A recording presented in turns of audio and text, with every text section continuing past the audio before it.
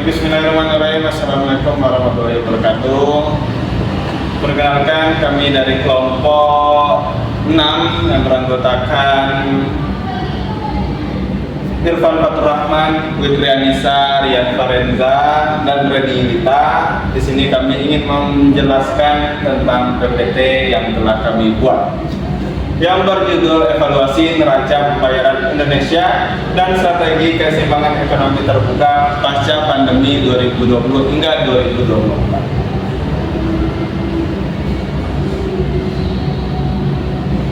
Dampak pandemi global. Pandemi COVID-19 tidak hanya menimbulkan krisis kesehatan, tetapi juga memberikan tekanan besar terhadap perekonomian dunia. Kebijakan PSBB menyebabkan berkurangnya mobilitas dan menurunnya aktivitas produksi dan terganggu perdagangan serta investasi. Negara-negara maju seperti AS, Jepang, Inggris, dan Prancis mengalami penurunan yang sangat tajam, sementara negara berkembang termasuk Indonesia juga menghadapi tekanan serius meski tingkat kontraksinya relatif sangat rendah. Implikasi bagi neraca pembayaran Indonesia pada era 2020 hingga 2024 dalam konteks ekonomi terbuka, kondisi pandemi berpengaruh langsung terhadap neraca pembayaran Indonesia, penurunan perdagangan internasional, meremahnya arus investasi asing, serta fluktuasi nilai tukar menjadi tantangan utama menjaga stabilitas sektor eksternal selama 2020 hingga 2024.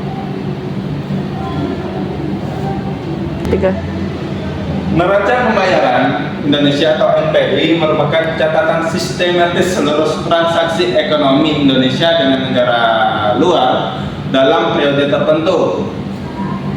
NPI menjadi indikator yang sangat penting yang menunjukkan posisi ekonomi suatu negara terhadap dunia internasional, apakah mengalami surplus atau defisit. Neraca transaksi berjalan atau current account mencatat ekspor impor barang, ekspor impor jasa, pendapatan primer dan transfer berjalan. Dan neraca modal dan finansial itu mencatat investasi asing langsung, investasi portofolio, pinjaman luar negeri, dan aliran modal internasional lainnya. Dan yang ketiga yaitu cadangan devisa, aset luar negeri yang dimiliki bank sentral untuk membiayai impor, membayar utang luar negeri, dan menjaga kestabilan tukar. Baik, nah kita masuk kepada kondisi NPI Indonesia dari 2020 hingga 2021. Tahun 2020 kita surplus di tengah pandemi. Kenapa?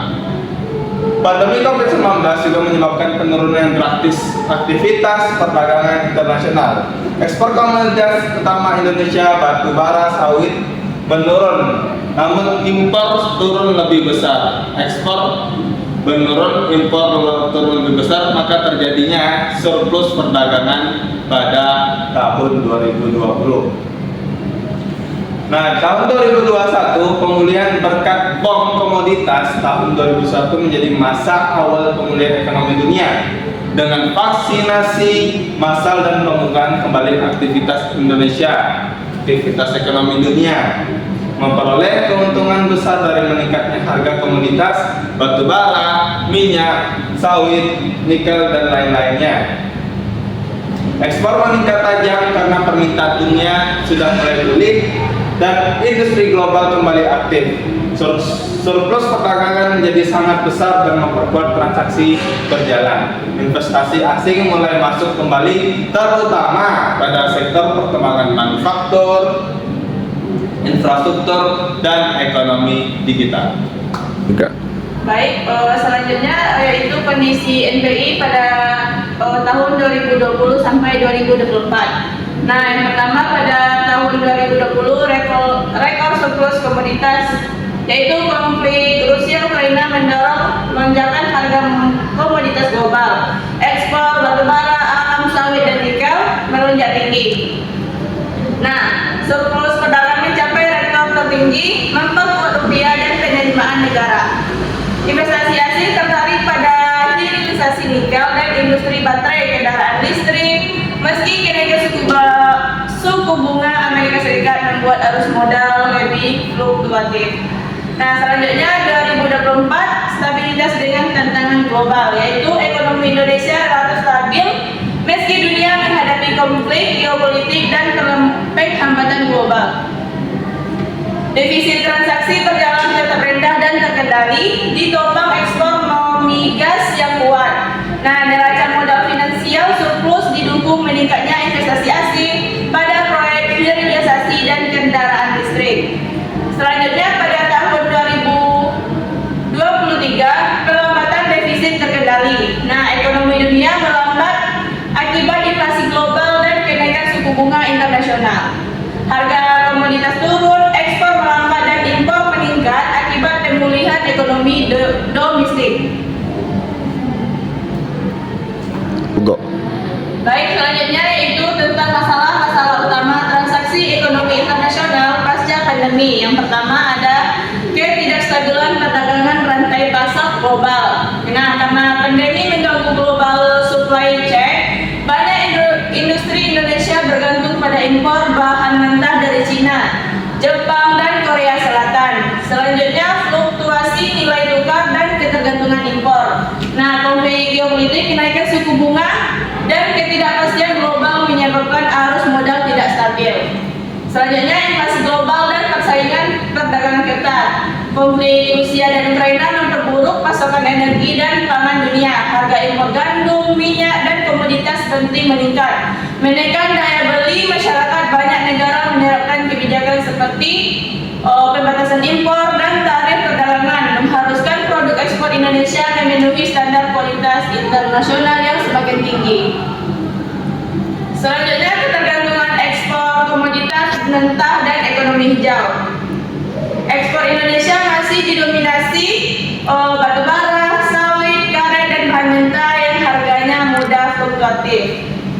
Nah, selanjutnya kualitas SDM, digitalisasi, dan ketidakpastian global. Nah, pada perdagangan internasional modern membutuhkan tenaga kerja berkemampuan teknologi dan berproduktivitas tinggi. Namun, kualitas pendidikan dan keterampilan tenaga kerja Indonesia masih belum merata. Baik, saya akan melanjutkan materi yang telah disampaikan pemateri sebelumnya, yaitu tentang masalah-masalah utama ekonomi internasional pasca pandemi. Yaitu yang pertama, permasalahannya ada di ketidakstabilan perdagangan dan rantai pasok global. Yang kedua, fluktuasi nilai tukar dan ketergantungan impor. Yang ketiga, menurunnya investasi asing dan beban utang luar negeri. Yang keempat, inflasi global dan persaingan perdagangan yang ketat. Yang kelima, ketergantungan ekspor komoditas mentah dan ekonomi hijau. Selanjutnya ada model ISLM PP dan keseimbangan makroekonomi Indonesia, yang mana model tersebut dikenal sebagai model Moodle atau Fleming, merupakan kerangka analitik untuk memahami keseimbangan makroekonomi dalam perekonomian yang terbuka. Model ini memperluas analisis ISLM dengan memasukkan dimensi neraca pembayaran sehingga mampu menangkap interaksi simultan antara pasar barang, pasar uang, dan sektor eksternal. Strategi kebijakan efektif menjaga stabilitas neraca pembayaran, yaitu yang pertama penguatan ekspor nasional, yang kedua stabilitas nilai rupiah, yang ketiga investasi asing secara langsung atau FDI, yang keempat pengendalian impor selektif, hingga selanjutnya penguatan cadangan devisa. Analisis komprehensif NPI Indonesia pada tahun 2020 sampai tahun 2024. Pada periode itu menjadi masa penting dalam perkembangan NPI Indonesia. Indonesia menghadapi berbagai tantangan besar, yaitu pandemi COVID-19, gangguan perdagangan internasional, konflik geopolitik, inflasi global, hingga kenaikan suku bunga internasional.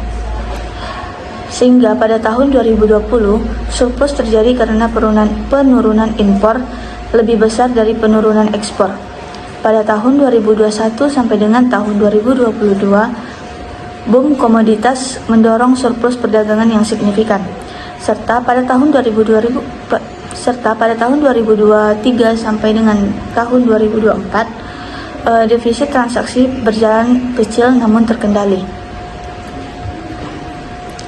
Selanjutnya yaitu tentang penerapan model ekonomi yang terbuka, simulasi kebijakan, yaitu pada penerapan ekonomi terbuka di Indonesia menerapkan ekonomi melalui perdagangan internasional, investasi asing, dan kerjasama regional seperti ASEAN, APEC, G20, serta WTO, yang mana pemerintah membuka peluang investasi asing di sektor manufaktur, pertambangan, energi, infrastruktur, dan teknologi.